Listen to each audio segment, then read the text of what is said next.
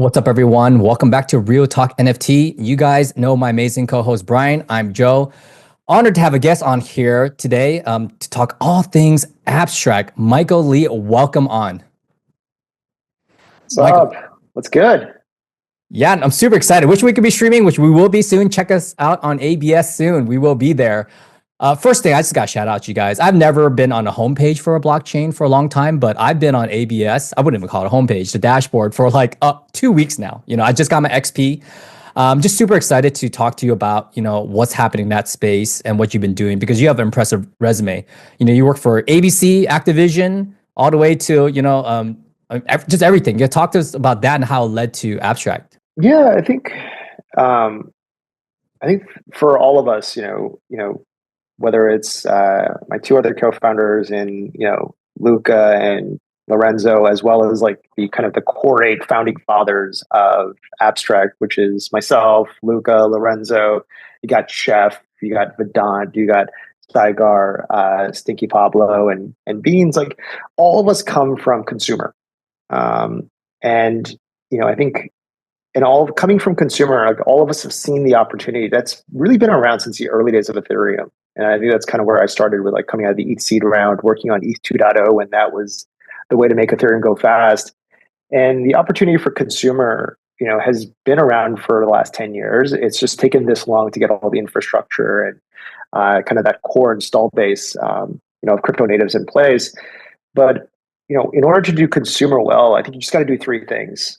It's curation, it's discoverability, and it's distribution. Like, when, people come online, like kids go online, like they don't just go to like, some website and here's a bunch of links that you click through and you just dumpster dive. And that's just generally been the experience, the on-chain experience, where again, I get it. It's, every network is credibly neutral, but you're just asking people, especially you guys, as you guys are bringing kind of, crypto curious, kind of Web2 normies on chain, like they don't got time for that shit, right? Like they want to, as people even in Web2, as they're going online, they're going to curated marketplaces, whether it's the Apple App Store, Google Play Store, Steam, Netflix. And I think that's our contribution to really not only kind of molding out what the consumer crypto thesis is, but just creating this environment where it's safe for crypto curious normies coming in from TikTok and Instagram.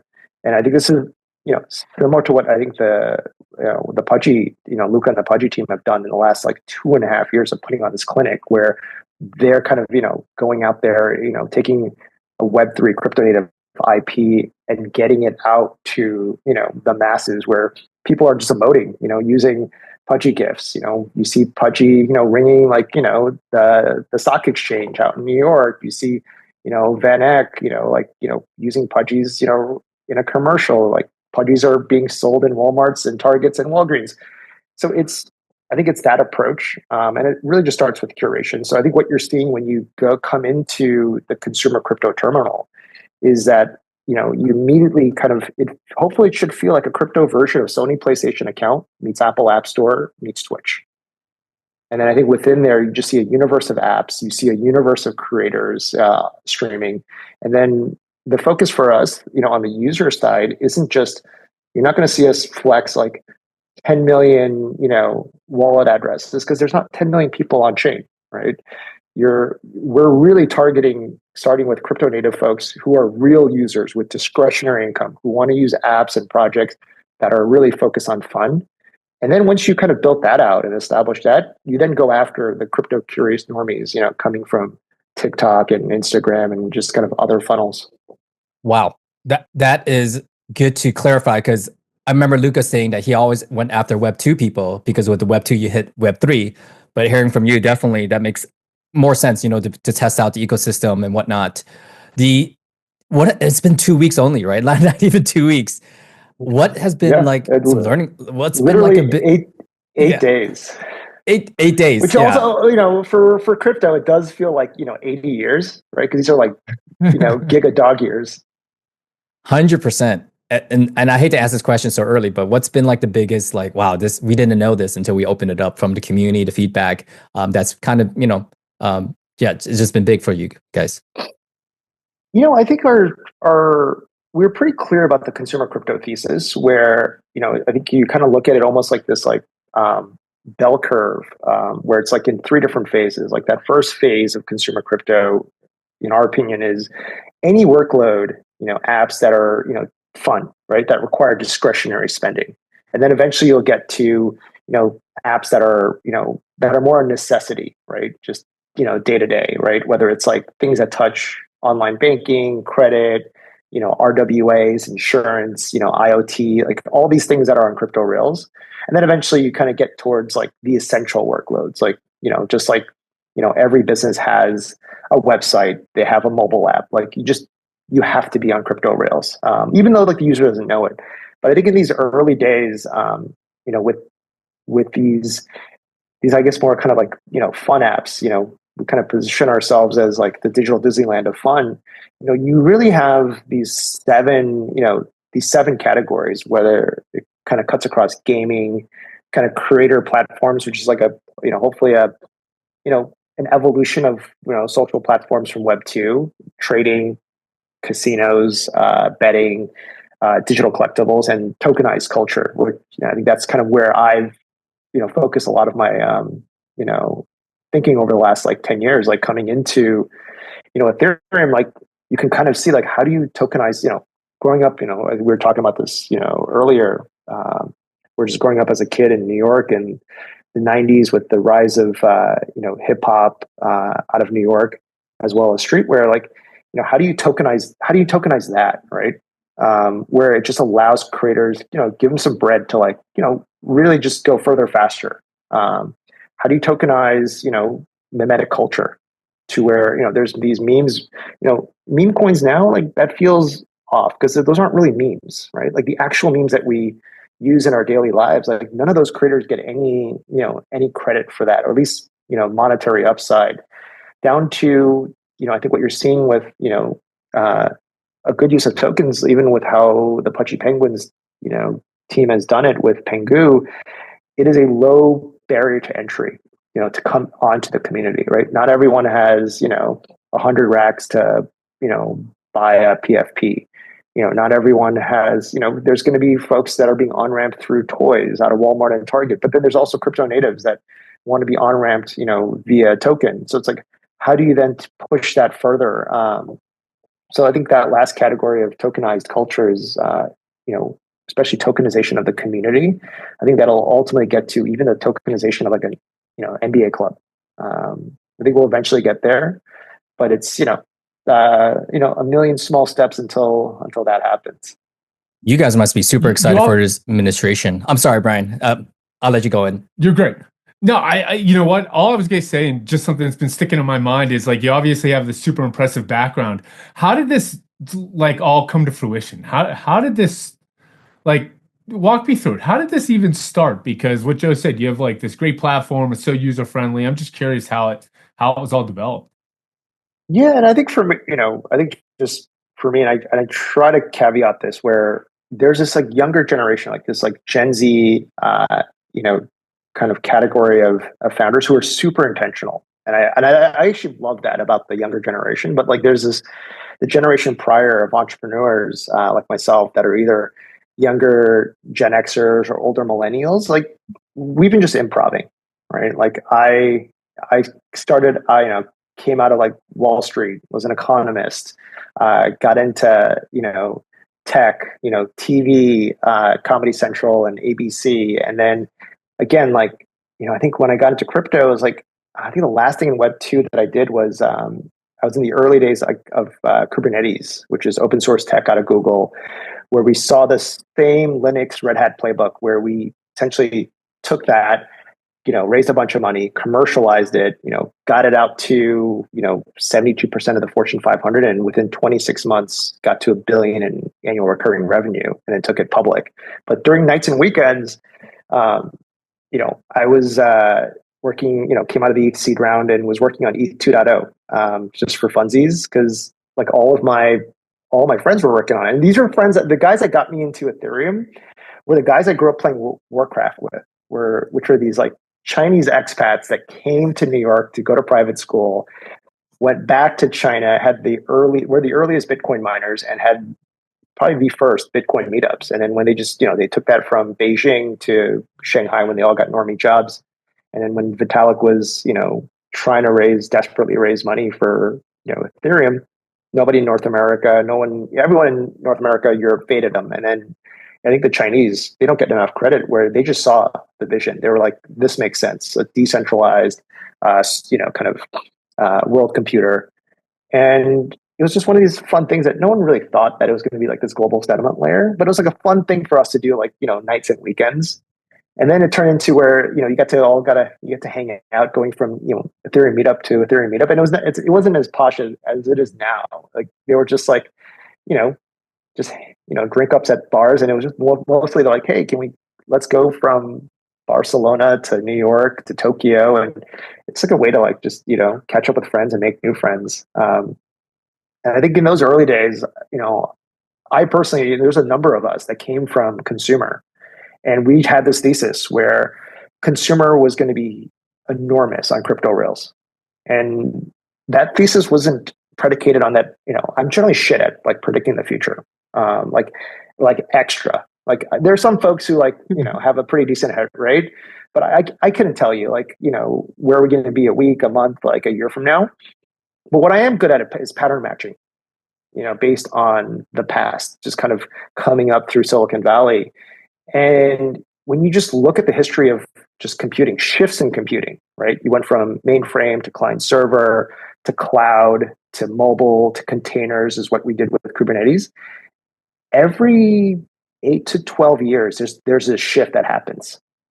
And we're due up for a shift, right? Kubernetes, I worked on that 2014, 15, took it public in 18. So it's been a minute, right? Like it's going to happen. So there is this shift. The shift doesn't mean that the previous generations of compute just go away. Like shit still runs on mainframe right now, as we speak. Shit still runs on people's private data centers, as they do on cloud and whatnot. But it's going to happen. And if the shift's going to happen, it's probably one of three things, right? It's going to either be blockchain, it's going to be AI more as a computing platform than it is, at the app layer or a productivity tool, or it's going to be quantum, right? Again, I don't know shit about quantum, but know enough gigabrains out there working on it where they're like it's probably like 5 to 8 years out. Okay, so that's out. AI, it's kind of split between those who think it's going to be a dominant computing platform versus apps. And so like those of us who believe in consumer crypto have a higher than 1 in 3 chance that blockchain is going to be the next, kind of shift in computing paradigm. And whenever you have these shifts, you have literally trillions that pop off at the app layer, right? Like if you think about the cloud, like that created Amazon.com, it created Facebook. When we shifted over to mobile, these things, because they have camera and GPS, like what did that do? Like it allowed for Instagram, it allowed for Uber, it allowed for mobile gaming, and that's now like the dominant category within gaming. And then when you had things like Kubernetes and containers, it allowed for everything streaming related, right? Anything from Netflix, and that was based off of that, the microservices architecture, where Netflix, Twitch, Discord, these are all possible. So like as we move to this new computing paradigm that is blockchain, then it's like what's uniquely possible on crypto rails that is not possible anywhere else, and what are like those associated business models that'll literally just print billions, like just like Candy Crush, Clash, Honor of Kings just printed billions just off of just creating this new genre called mobile gaming. And generally when you see these shifts happen, there's a moment where people are experimenting, and I think you're seeing that now, like at the app layer, not just on abstract, like within the last say 18 months. And people are just testing out, stress testing, testing different, experimenting with different models, stress testing those business models. And then eventually you land on that one thing that when you can optimize the shit out of it, it just absolutely descends. And I think that's where we're very close. I think in probably this year, where someone's going to figure that out. And whether it's, an abstract or Solana or Base, it doesn't really matter. Because there will be, similar to there's multiple clouds out there, whether it's, AWS, Google, Azure, and then on, out in Asia, you have, Alibaba, Tencent, Baidu, and it's not one chain to rule them all. Now, granted, it's not like 1,000 chains. So you will have just, this destruction of chains that just fade, like probably 95% of them, because, world doesn't need 1,000 chains. But I think we'll get to a really good place where a lot of experimentation happens on probably, the purpose-built chains, whether it's, on Abstract, where it's mostly geared towards, fun apps, or what you see on Base with anything payments related. I think what you see on Solana, where people fade them for, that's just where all the degenerate, casino gambling happens. But again, like there's a market for, that type of workload. So, super supportive of what they're experimenting over there. And, eventually, probably by the end of this year, it'll be pretty clear, where almost like these different ecosystems are like nation states, or we're talking about like New York. They'll be like, perhaps like Abstract is like Brooklyn, where people are just kicking it, having fun. You have, lower Manhattan, with Wall Street, with, something like a Base. You have, Solana, which is like the big dog in crypto right now, and that's like the rest of Manhattan. And then you'll have things like Queens and Staten Island, like all kind of come together. And then there'll be hopefully interoperability across all those ecosystems. Yeah, I like to say Solana is like Las Vegas when it's ran by mafia members, and hopefully it'll turn into the Vegas of today. But I love Vegas. Yeah, you got me on the edge of my seat because you're talking about the product market fit that's going to break through this year. I'm like, what is it, Michael? Give it to us. But I am your target market. Discretionary income. Fun. Fun is what you hit on. Exactly what I texted my friends not but 2 minutes ago, because we were falling asleep during the SARS presentation about how to push digital assets forward in the United States. And I'm like, if I got to go back and trade Forex and commodities, no, thank you. I want Fartcoin and FWOG. That's what I want.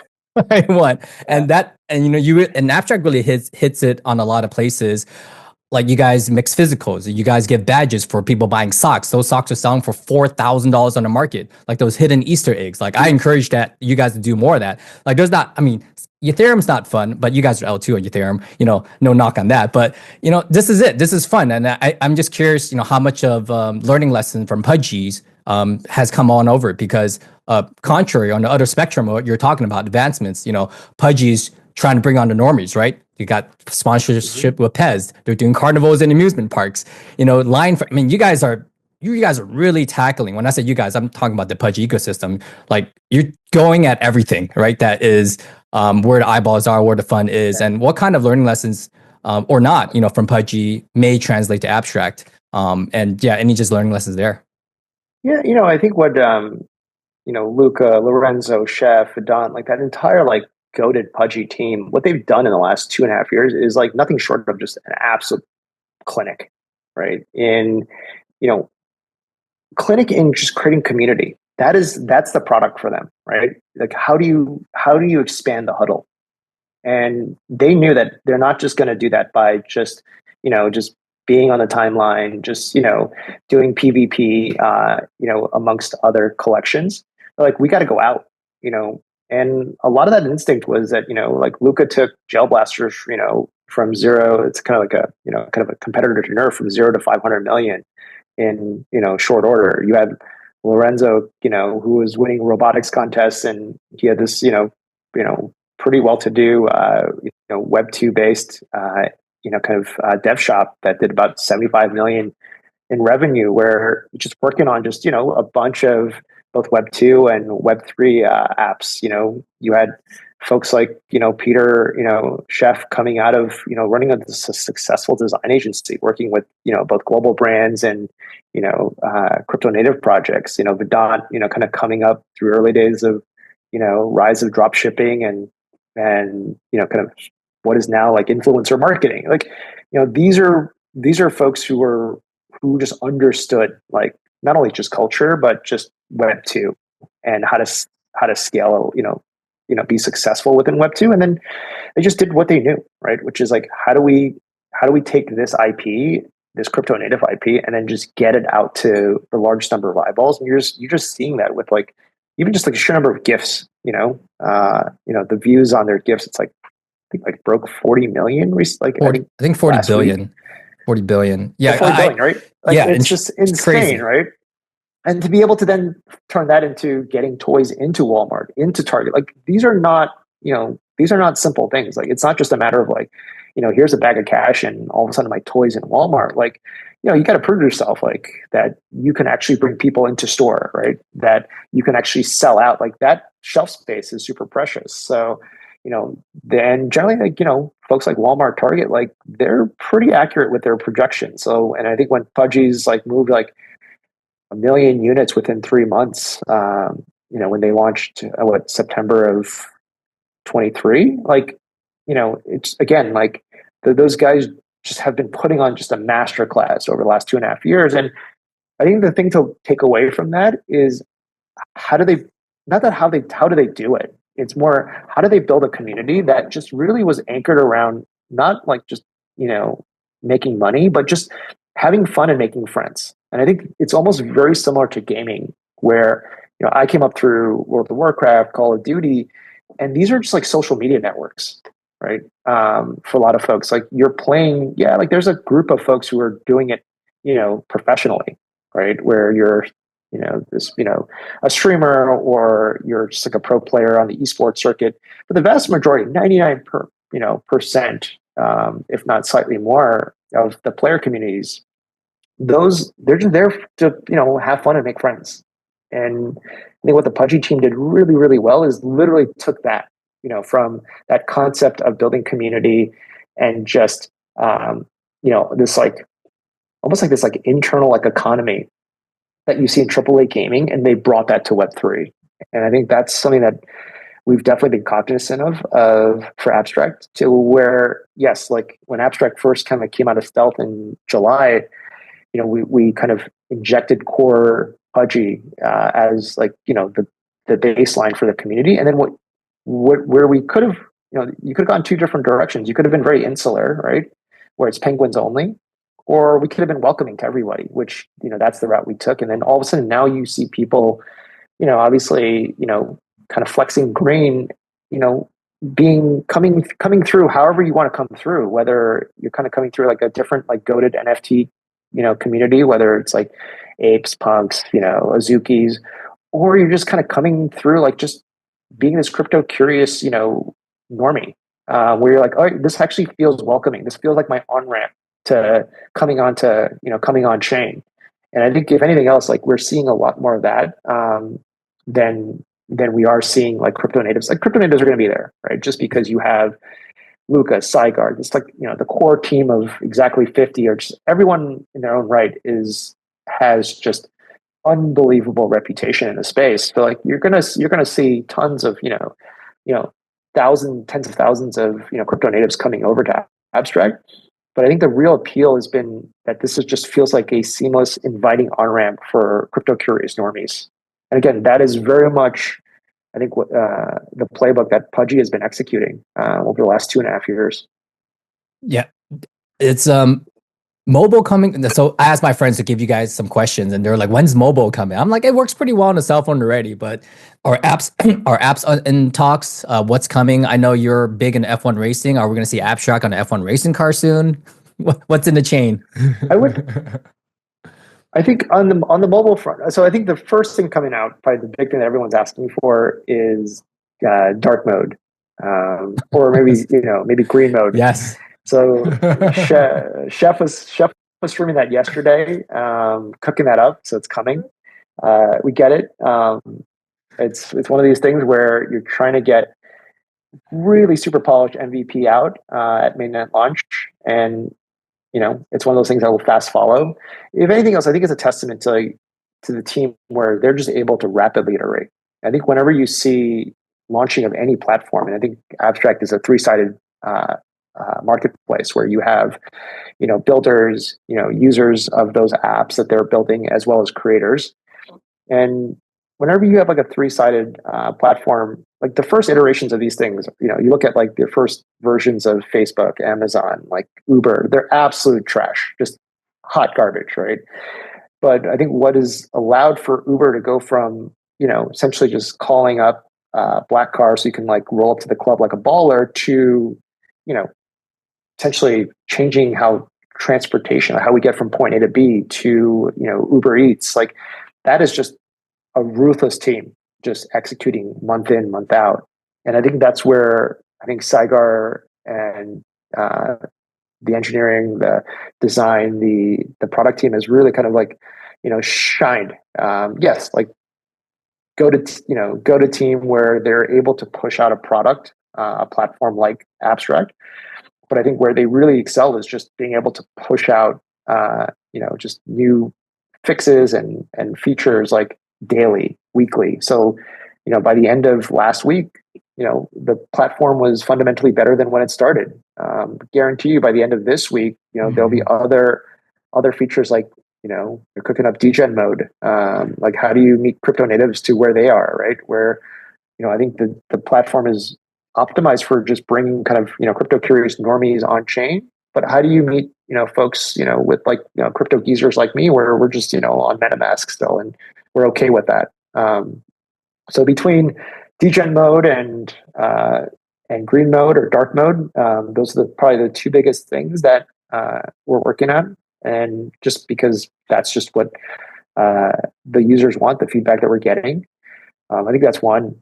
I think touching on like global brands, like I think what you won't see us doing is just slapping the Abstract logo on, on an F1 car, or, buying out like a patch or whatnot. So honestly, I don't think that works. I think it fooled a lot of retail and institutions last cycle or 2 cycles ago. And I think it was helpful in just conditioning, global brands to think about blockchain, as an underlying technology. But I don't think it necessarily helped this, progress the space forward, bring more people on chain, bring more assets on chain, tokenize real world assets. Like if anything else, like it built awareness, but it probably impeded progress. And I think in order for crypto to really send, you're going to need, tens, hundreds of millions of people coming on chain. You're going to need, global brands, just like we did with Kubernetes and containers. You need them to integrate blockchain into their existing tech stack.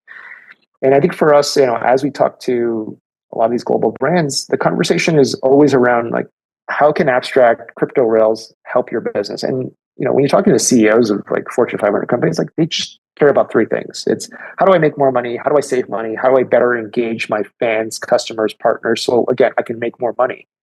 I think when you talk in those terms, it is unbelievable how receptive they are to new emerging technologies like Abstract and blockchain. Because I saw the same thing for Kubernetes. Like the way that we got to $1 billion in annual recurring revenue in 26 months is that we didn't sell you containers, because who gives a shit about containers, right? Like, that is like a director of, technology infrastructure level conversation. Like maybe like, you're talking to like the senior manager of DevOps. But to have a conversation with Brian Roberts, CEO of Comcast, you're selling him not containers, you're selling him speed to market. Like, you look at your website, and because it's built in a monolithic way, where if you want to change the, contact us button from red to green, it's going to take you 7 months, because that website has got like dozens of pages.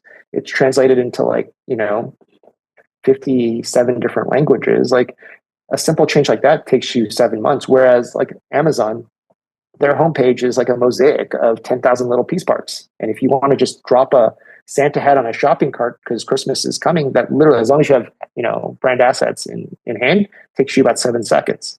So again, that's just in that one use case of websites. Like, how do you break up your existing applications that run your business, you run your empire, right? A lot of these Fortune 100 companies, like, they have a handful of apps that run their entire like, finance department. Like that gets hacked or that breaks down. Like you can't, accounts receivables, account payables, like that doesn't work, and you lose millions every hour that system is down. How do you break that up into multiple hundreds of different apps? Like a lot of crypto, not crypto native, but just cloud native companies operate. So again, and then you eventually get these guys really good at building software on containers, to where they can then go do, a greenfield application like a Peacock, a streaming service. like all by themselves. And I think that's always a journey with these bigger brands. It's like, how do you give them maybe like 3 different use cases to use crypto rails to improve their business, and then you get them like a quick win, and then you tackle something a little bit more meaningful that either drives revenue or reduces cost. And that might take a little bit longer, but hopefully that has like a 90% hit rate of succeeding, if as long as you just paint by numbers. And then they get good at building on crypto rails all by themselves. And there are people in the industry that want to either move from any one of these projects to going in-house at a Fortune 100 company, or you'll just have these kids coming out of university just crypto native, or you just have smart people just figuring out like, I just want another new skill set. I went from building apps on AWS to building apps on crypto rails, and I'm taking that to Disney or to Liberty, that the holding company for F1. So I think we'll get there, but I think for us to then really push crypto forward with a lot of these big brands, at least for us, it's saying no a lot. Everyone wants to come over and work with Abstract because maybe there's some PR value, but I think the best thing to do for the space is say no more times than not, and then really cherry pick where can we help some of these brands being on crypto rails. I think that just generally is just like EV positive for the industry. Absolutely. Thanks for pointing me the right way. F1 was definitely not the right decision. And just a point about, what moves the needle for you guys. I love what you guys are doing in terms of, creators, developers, consumers, and you guys have probably methodology or strategy to incentivize those people. I know you guys have probably an incubator for your devs. I hear Luca talking about, the top streamers at the end of 2025 is going to have the lion's share. They want to make an example of them, make it, doing millions of dollars on Abstract, and probably something for the consumers also. Can you touch on that and how that's going to maybe evolve in 2025? Because it seems really just we're 8 days in, right? But I know there's a lot of things that you guys can add fuel to the fire. Yeah. Has there been any alpha leaked? I know the Pengu tie-in's not there yet. Just give us anything. Yeah, I think probably the core of this is the XP system. Where I think in crypto, this concept of XP and points is I think really been bastardized. But I think if you look at kind of the original concept of XP systems, it's like for those of us that kind of grew up with Dungeons and Dragons, like it's super familiar, right? And those of us that kind of came up through World of Warcraft, what that was back in 2004, like WoW just completely revolutionized XP systems, right? Because what they did was they tied progression not only to like combat, but also to quest completion and exploration and these social interactions that you would have in that open world.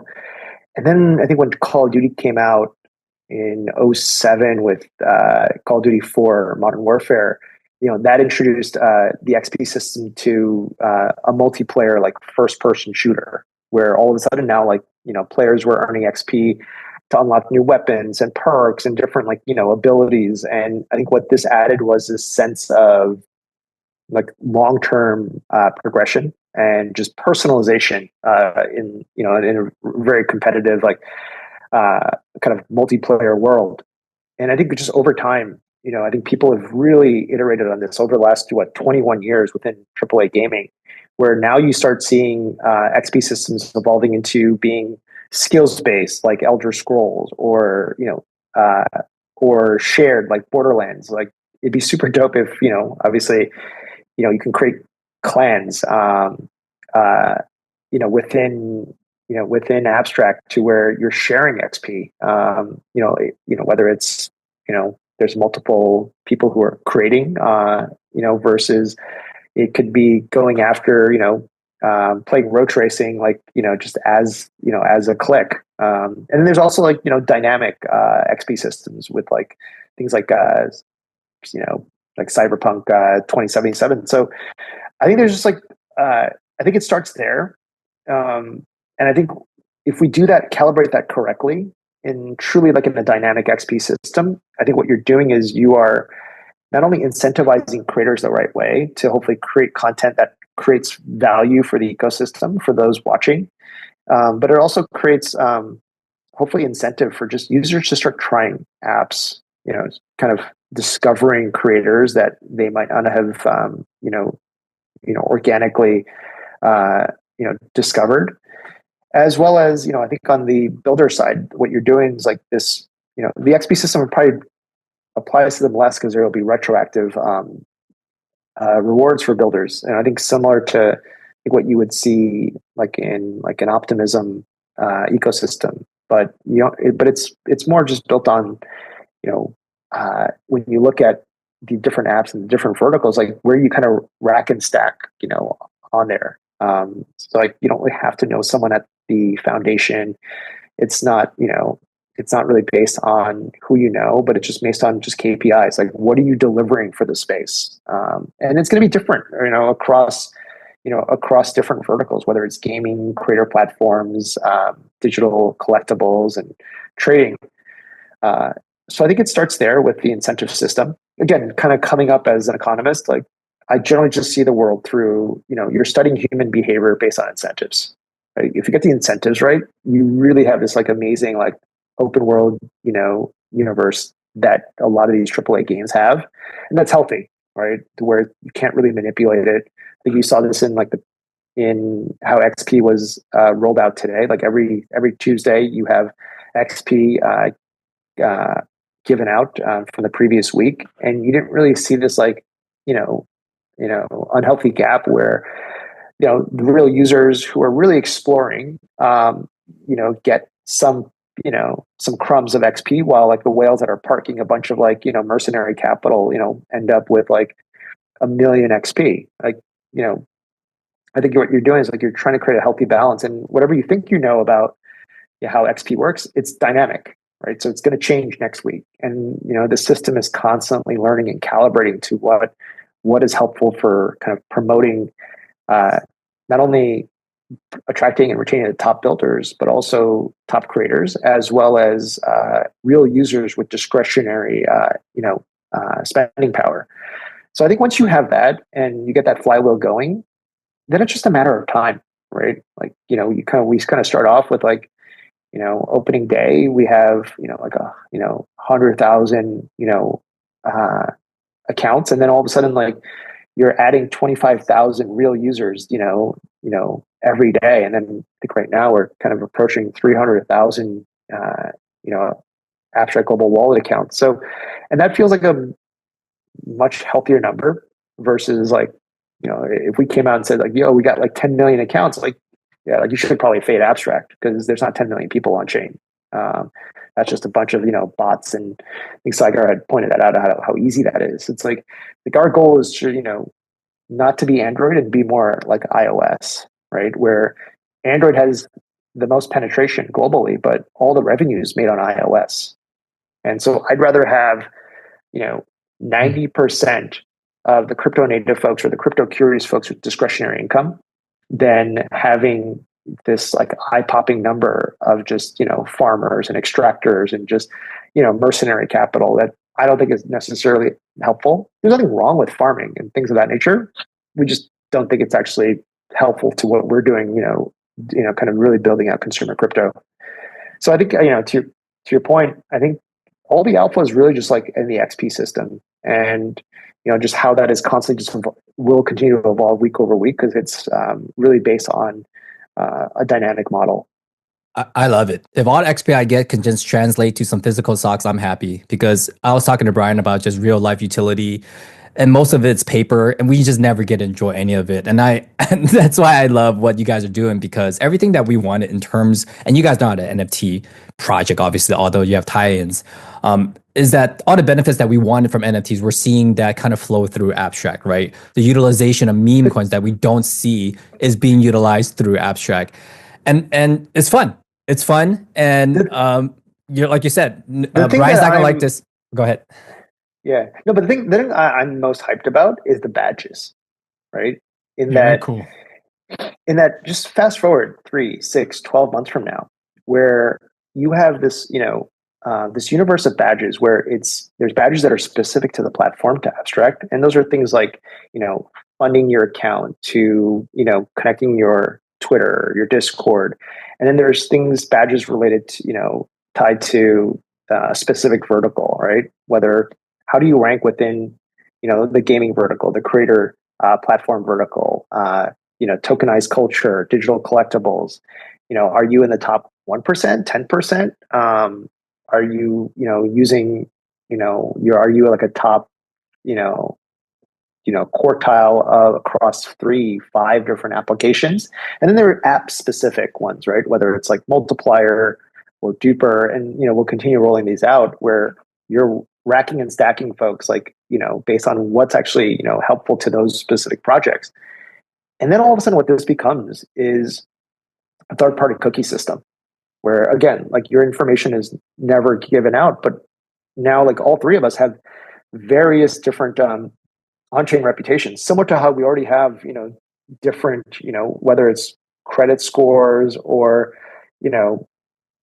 LinkedIn bios or, online behavior patterns. Like if you can quantify that, like if, you, Joe, and Brian, really top 1%ers in gaming, and I'm more of like a liquidity provider for DeFi protocols.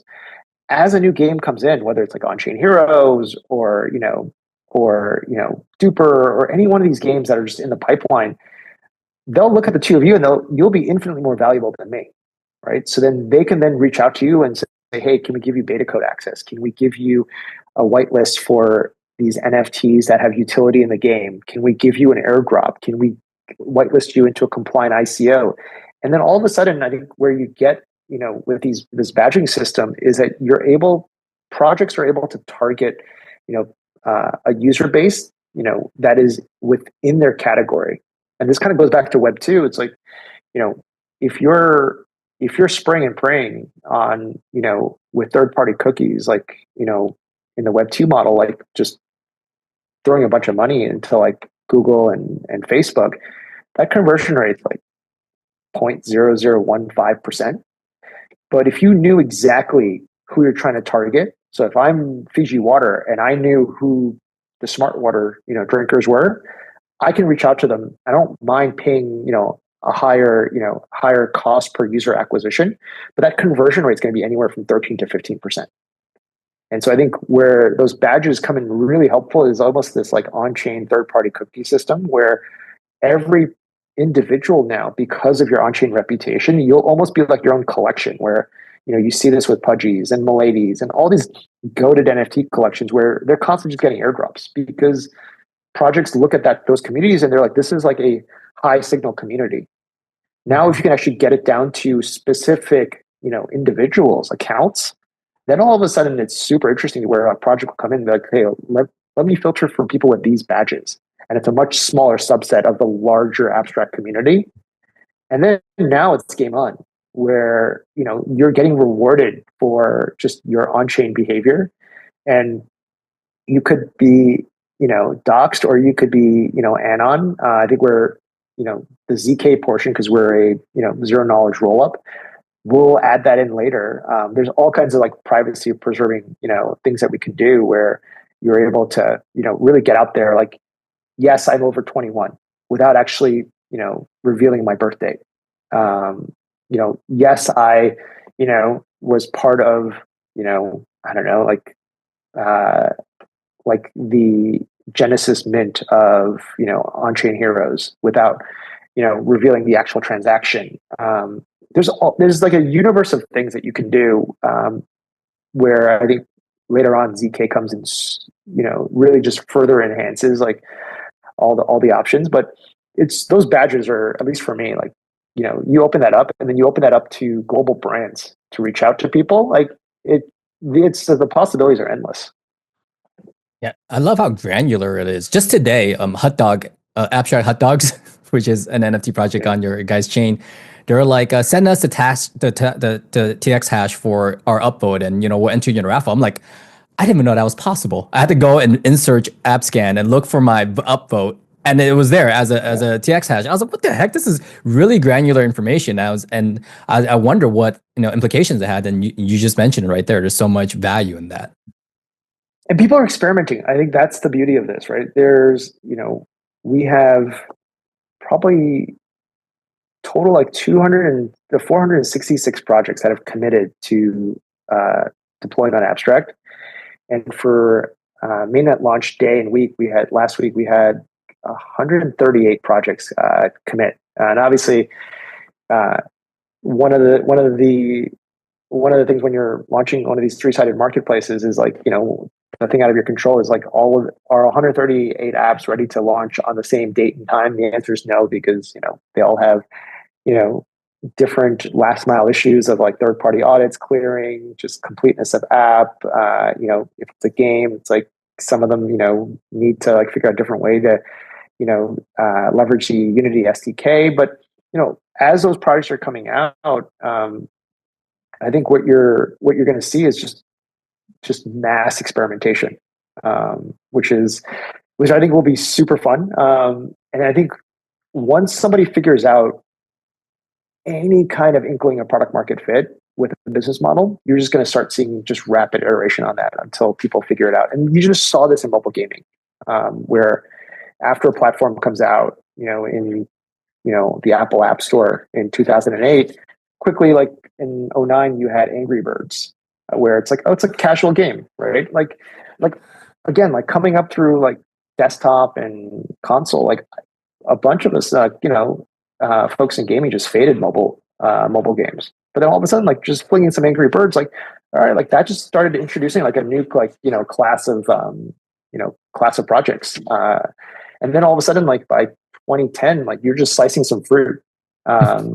So, and that got people super excited. Where like slicing some fruit, like the subtle thing was like it was that one was like a free to play,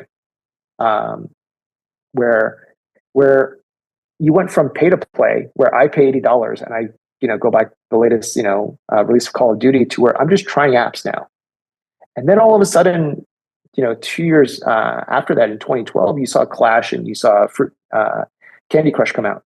And those things slowly just tripped over $1 billion, because what they did was they realized this new business model is moving to free to play. And if I can optimize the funnel to where 1% to 3% pay to skip levels, buy skins, I'm just going to just mint, $1 billion. And then literally 2015, like 3 years after that, Honor of Kings came out of China, and that thing does 100 million DAUs and literally making $1 billion every month.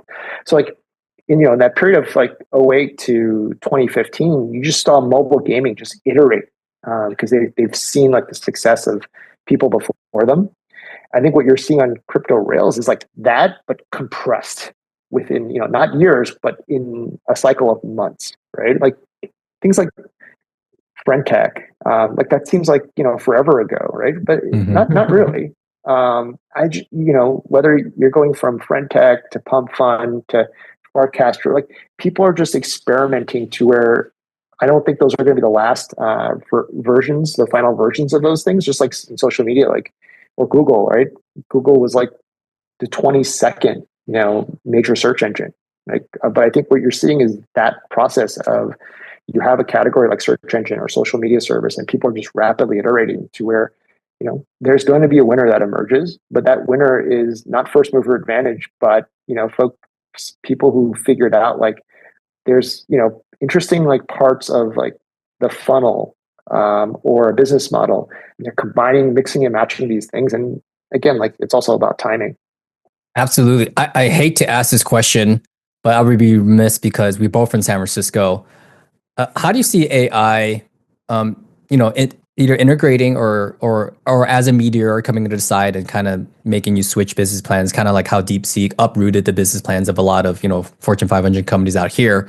And I asked this because I told Brian this earlier today. I'm like, information moves so fast. My mom knew about Trump coin before I even had a chance to tell her.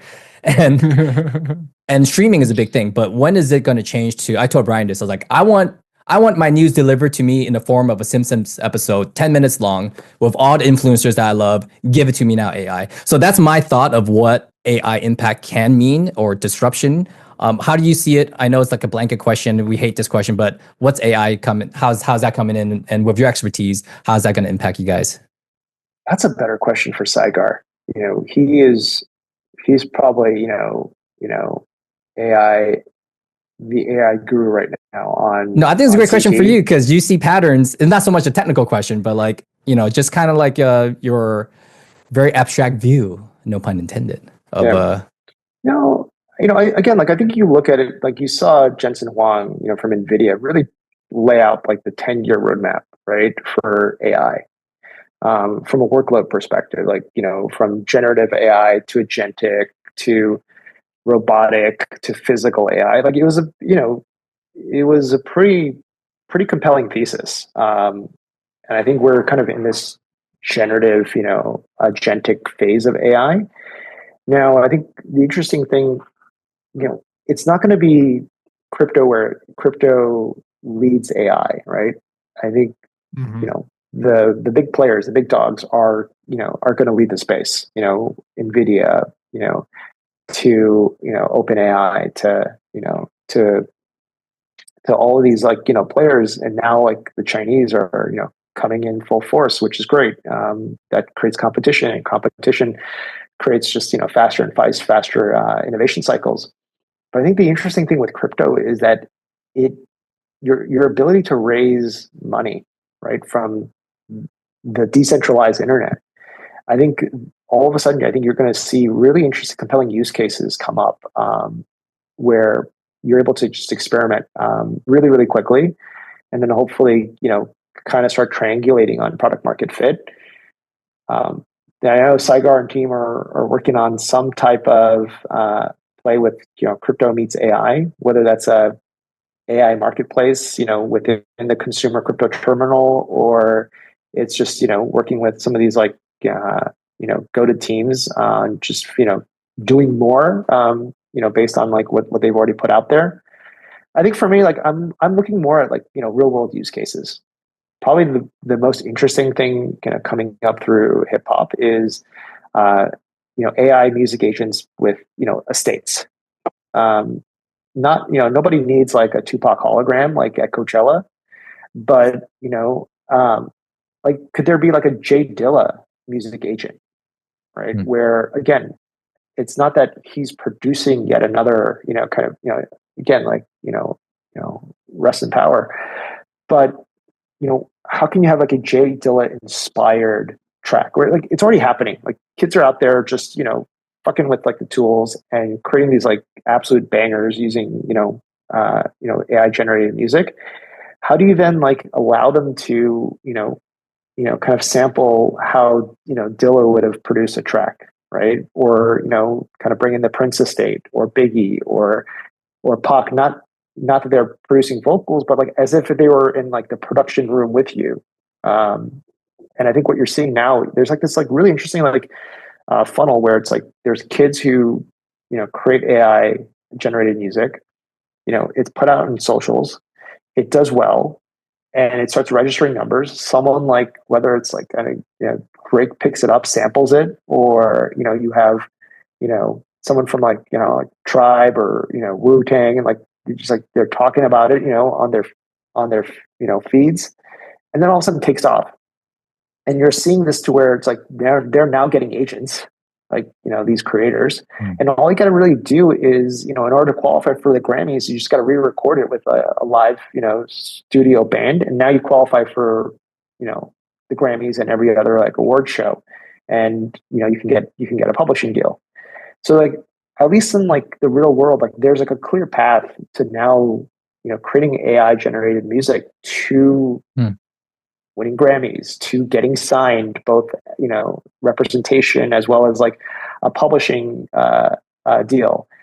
And then it's like, okay, this is already happening. So then all of a sudden, like, how do you bring in like just the existing music world into this, but in a way where it's not. No one needs like a bunch of like AI generated like new Tupac tracks, but like as if like but things that are inspired by his sound, right?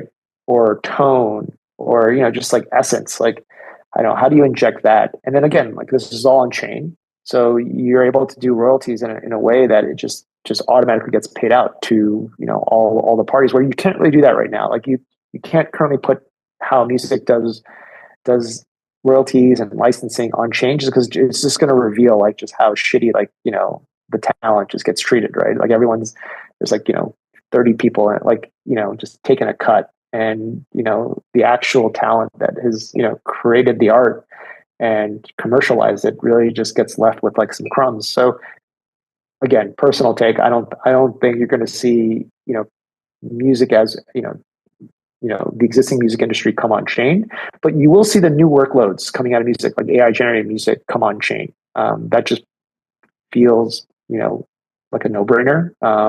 Like if I wasn't working on abstract, probably one of the few things that I would actually go pursue, and just call up some friends in hip hop, and this is what we're going to go work on. But yeah, I think that's, for me, like that's like a very logical real world use case. I know for a fact that people are already working on this. Now it's just a matter of, how fast, can they actually catch up to what's already happening with AI generated music. And then I think just follow Saigar on the timeline, and, homeboy's just really cooking with a lot of these like projects from, whether it's Eliza, Virtuals, like all the crack teams in between. I love it. Thanks for your take. And next year's Grammy, you heard it here first, guys. We're going to be looking for a streamer that has created a Grammy award-winning track with an AI agent. I I wouldn't believe what I just came out of my mouth a year ago, but we live in different times right now, and I'm super excited for, thank you for coming on and sharing your time with us, because really it's a breath of fresh air. Too much degenning in a Solana world will get you crazy. Ethereum is boring, nothing's happening. It's a stable coin, and it's just a lot of fun in the abstract world. So thank you for creating it, and accepting everyone. It's been great. Yeah, no, I think, appreciate what you guys are doing, which is just bringing, crypto curious normies on chain. The industry doesn't grow, it doesn't really progress without, folks like you guys reaching out to, folks like on their terms, really explaining things in a way where it doesn't seem, either, too, too technically, like, like you're not asking people to like, manage tokens on an air gap machine, right? Like, you're trying to like make it easy for them to just kind of experiment and saying like, hey, like there's this like digital, it's not just abstract, like there's this new digital theme park, called, crypto, that there's something for everybody. And I think it's just a matter of like, we're starting to see like all these workloads come online, whether it's games, like outside of like trading, but games and casinos and, prediction markets. And these are things that just, normies can relate to. And I think as they come on board and really stress test the shit out of these like apps, then it just makes them better. And it'll just force a lot of these entrepreneurs to really just, put pedal to the metal and just, not only help scale these things, but also, get inspired to like, okay, like what is, like a poker game, like on crypto rails. Why is that different? Right? Like you're seeing now, it's like streaming on crypto rails and tipping in crypto, peer-to-peer payments. Like that's fundamentally different than what I see currently. Like what is that, kind of new experience because it's on crypto rails? What does that do to games? What does that do to, poker? What does that do to like, prediction markets? That's the fun of it. And that only happens when you bring millions, tens of millions of, crypto curious normies, on chain. And you get rewarded in XP. Keep that in mind. That's something that people don't know. So I'm super excited about that. The system is designed to where, for the first, 3, 4, 5 years that, there are these incentives until we get to escape velocity. Like once you get to, some escape velocity where, yes, I need to build on crypto rails. Yes, I want to be on abstract because that's where all the users are. That's where all like the top, teams are, the top creators are. Like at that point, sure, you don't need to incentivize anybody. No one is incentivizing people to go build on AWS. Like nobody's like, oh, I want to go, as I scale, I'm going to go, buy some, some Blade servers and top of rack switches and like storage appliances. Like nobody's doing that, right? And it's the same thing. It's like, everyone's, building iOS apps, right? Or they're using Unity to build games. It's like you don't have to convince people once you get to a certain escape velocity. And I think that's where you'll see abstract get really designed to where those incentives will be there, for a lot of the early folks, creators, builders, super users to really take advantage of. And I think the fun part, I was just talking to, I'll leave you with this. I was just talking to one of probably the first top 5 streamers when Twitch first came out, and it was, League was, that was one of the things that really made Twitch just pop off, right? I just wanted to see just these just absolute, just killers, just play. And just the way that he was describing it, it was very similar to the early days, what we're seeing now, on, Abstract Live, where he's nobody really knew that you can make a career as a streamer, that, it was just really just fun, just gathered your community. People got excited just kind of seeing you stream. And then it just organically just took off. But again, they were incentivizing this behavior, or at least Twitch was. Same thing. I think we're just learning from, that transition from Justin TV to Twitch to, I think, what the other streaming platforms have done. Again, credit to Luca. This is his brainchild, in that he just automatically knew streaming was going to be a differentiator for consumer crypto. And again, to Saigar, the engineering, the product, the design team of actually embedding it into, there's a ton of things that we could have embedded, made native to the consumer crypto terminal, but for them to figure this out, in 4.5 months, where, streaming feels no different than, a Web2 streaming service. So, got to give those guys all the credit in the world. But yeah, I think if you're a top builder, top creator, super user, get in now. I think this is where first mover advantage actually helps. And you look no further than previous shifts where those people ended up really just doing super well in the early days. 100% agree. We've been in this space for a long time, me and Brian combined, and yourself included. There's nothing as seamless for me, as easy to use as Abstract is. So definitely check that out, guys. Michael, where can people find you if you want to be found? I'm just terminally online on Twitter, so just give me a shout there. DMs are always open. Feedback, that is always this stuff. If you love something, great, let us know. If you have critical feedback, that's even more valuable, because we're only as good as the feedback that we get from the broader community.